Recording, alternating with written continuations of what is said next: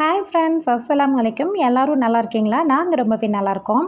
இன்றைக்கி நம்ம சேனலில் வீட்டில் இருக்கிற வெறும் 3 பொருட்களை வச்சு எல்லாருக்கும் பிடிச்ச டேஸ்டான மேங்கோ ஐஸ்கிரீம் தான் செய்ய போகிறோம்.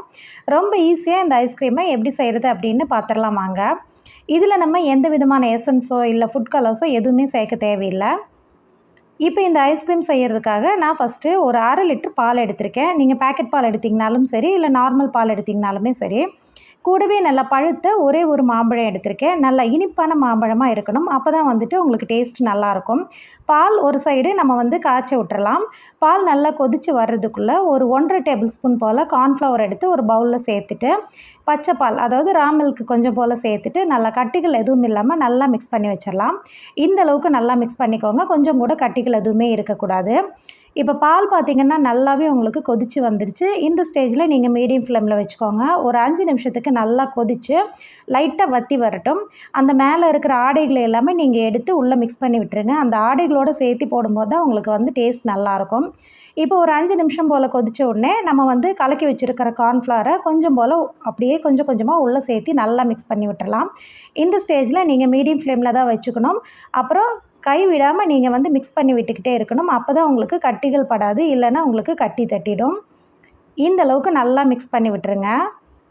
ஒரு 2-3 நிமிஷத்துலேயே உங்களுக்கு நல்லா கொதிக்க ஆரம்பித்து அந்த கார்ன்ஃப்ளவரோட பச்சை வாசனையெல்லாம் நல்லா போகணும். பாருங்கள், இந்த அளவுக்கு உங்களுக்கு திக்காக ஆரம்பிச்சிருச்சு பாருங்கள். இந்த ஸ்டேஜில் நம்ம சர்க்கரை சேர்த்துக்கலாம். நான் ஒரு 3-4 டேபிள் ஸ்பூன் போல் சேர்த்துக்கிறேன். மாம்பழத்துலேயும் இனிப்பு இருக்குது இல்லைங்களா? ஸோ அந்தளவுக்கு நான் சேர்த்துக்கிறேன். உங்களுக்கு இன்னும் இனிப்பு நல்லா ஹையாக வேணும்னா இன்னும் ஒரு டேபிள் ஸ்பூன் போல் எச்சா சேர்த்துக்கோங்க. சேர்த்துட்டு நல்லா மிக்ஸ் பண்ணி விட்டுருங்க. நல்லா இந்த அளவுக்கு கொதித்து வரும்போது ஸ்டவ் ஆஃப் பண்ணி இப்போ இது நல்லா ஆற விட்டுருங்க. அது ஒரு சைடு நல்லா ஆறி வரட்டும். அதுக்குள்ளே நம்ம மாம்பழத்தை அதோட ஸ்கின்னை ரிமூவ் பண்ணிவிட்டு பல்ப்பை தனியாக எடுத்துடலாம். பாருங்கள், இந்த அளவுக்கு மாம்பழம் நல்லா பழுத்திருக்கணும். நான் ஒரே ஒரு மாம்பழம் எடுத்திருக்கேன். 1/2 லிட்டர் பாலுக்கு இது கரெக்டாக இருக்கும். பாருங்கள், இந்த அளவுக்கு கிடச்சிருக்குது. இதை நம்ம இப்போ மிக்ஸி ஜாரில் சேர்த்திடலாம். இப்போ பாலும் கார்ன்ஃப்ளவர் மாவும் நம்ம நல்லா சேர்த்து கொதிக்க வச்சுருந்தோம் இல்லைங்களா? அதுவுமே பாருங்கள் இந்த அளவுக்கு நல்லா ஆறி இந்த அளவுக்கு திக்காக இருக்குது. இதையுமே நம்ம மிக்ஸி ஜாரில் சேர்த்துக்கலாம். இப்போ இந்த மாம்பழம், இந்த பால், இந்த கார்ன்ஃப்ளவர், இந்த சர்க்கரை, இப்போ இந்த 4 பொருள் தான் இருக்குது. இப்போ இந்த ஸ்டேஜில் இதை நீங்கள் மிக்ஸி ஜாரில் சேர்த்திருக்கீங்க இல்லைங்களா? இதை நீங்கள் நல்லாவே அரைச்சி எடுத்துக்கோங்க. அதாவது நல்ல ஒரு ஸ்மூத் பேஸ்ட்டாக ஒரு க்ரீமி கன்சிஸ்டன்சிக்கு வரணும். அந்த அளவுக்கு பாருங்கள், இந்த அளவுக்கு கரெக்டாக இருக்கும் கன்சிஸ்டன்சி. இந்த அளவுக்கு நல்லா அரைச்சி எடுத்துக்கோங்க. இந்த ஸ்டேஜில் நீங்கள் டேஸ்ட் கூட பண்ணி பார்த்துக்கலாம் இனிப்பு இருக்கா அப்படின்ட்டு. இப்போ நம்ம ஐஸ்கிரீம் எதில் நம்ம ரெடி பண்ண போகிறோமோ அந்த மோல்டில் நம்ம சேர்த்துக்கலாம். மோல்டு இல்லைன்னா இந்த மாதிரி ட்ரேவோ ஏதாவது நீங்கள் எடுத்துக்கோங்க. நல்லா ஏர்டைட் கண்டெய்னர் இருந்துச்சுன்னா அது எடுத்துக்கோங்க. எடுத்துட்டு நம்ம அடித்து வச்சுருக்கிற மிக்ஸி ஜார்லேருந்து எல்லாத்தையுமே நம்ம இதில் உள்ளே சேர்த்திடலாம். சேர்த்துட்டு அந்த ஏர் பபிள்ஸ் எல்லாம் வெளில வர்றதுக்காக ஒரு ஸ்பூன் வச்சு நல்லா இது பண்ணி விட்ருங்க. லைட்டாக நீங்கள் டேப் பண்ணிங்கன்னா கூட போதும். இப்போ இதை நம்ம ஒரு அலுமினியம் ஃபாயில் வச்சுட்டு நம்ம நல்லா கவர் பண்ணிக்கலாம். அப்போ தான் உங்களுக்கு ஃப்ரீஸ் ஆகும்போது உங்களுக்கு நல்லா பர்ஃபெக்டாக வரும். அலுமினியம் ஃபாயில் போட்டுட்டு இப்போ நல்லா கவர் பண்ணிக்கலாம். கவர் பண்ணிவிட்டு கூடவே நல்லா டைட்டாக இருக்கிறதுக்காக நான் எக்ஸ்ட்ரா ஒரு ரப்பர் பேண்டுமே சேர்த்துக்கிறேன். சேர்த்துட்டு இது ஏர்டைட் பாக்ஸ் தான். ஸோ அதோட மூடியுமே நான் மேலே வச்சுக்கிறேன். வச்சுட்டு ஃப்ரீசரில் தான் நீங்கள் வைக்கணும். கண்டிப்பாக ஒரு 8 மணி நேரத்துலேருந்து 10 மணி நேரம் வச்சுக்கோங்க. அப்போ தான் உங்களுக்கு ஐஸ்கிரீம் நல்லா செட் ஆகி வரும்.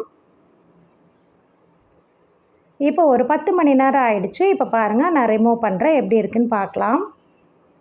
பாருங்கள், நல்லா சூப்பராக வந்திருக்கு.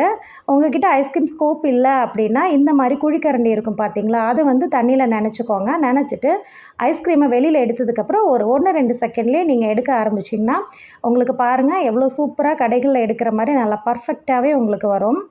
குறைஞ்ச பொருட்களில் செஞ்சுருக்கிறனால இதோட டேஸ்ட் எப்படி இருக்கும் அப்படின்னு நினைக்காதீங்க. டேஸ்ட் ரொம்பவே நல்லாயிருக்கும். இதில் நம்ம எந்த ஒரு எசன்ஸுமே நம்ம சேர்க்கலை, கலரோ எதுவுமே நம்ம சேர்க்கல. ஆனால் பாருங்கள், ரொம்ப ரொம்ப நல்லாயிருக்கு. இது மேலே நீங்கள் நட்ஸோ இல்லை டாப்பிங்ஸோ ஏதாவது சேர்த்துக்கலாம். வீட்டில் ஹெர்ஷீஸ் சிரப் இருந்ததுனால குட்டீஸ்க்காக நான் மேலே கொஞ்சம் ஹெர்ஷீஸ் சிரப் போட்டிருக்கேன். இதுவும் சேரும்போது டேஸ்ட் ரொம்பவே நல்லா இருந்துச்சு. இந்த ரெசிபி பார்க்குற உங்களுக்குமே பிடிச்சிருக்கும்னு நினைக்கிறேன். இந்த ரெசிபி பிடிச்சிருந்ததுன்னா கண்டிப்பாக நீங்களும் உங்கள் வீட்டில் ட்ரை பண்ணி பாருங்கள். குழந்தைங்க ரொம்பவே விரும்பி சாப்பிடுவாங்க. நம்ம சேனலை இப்போ தான் நீங்கள் ஃபஸ்ட் டைமாக பார்க்குறீங்க அப்படின்னா நம்ம சேனல் ஆஹா வேர்ல்டு சப்ஸ்கிரைப் பண்ணிக்கோங்க. நெக்ஸ்ட் ஒரு ஈஸியான டேஸ்டியான ரெசிபியோட எல்லாரையுமே மீட் பண்ணுறேன். தேங்க்ஸ் ஃபார் வாட்சிங்.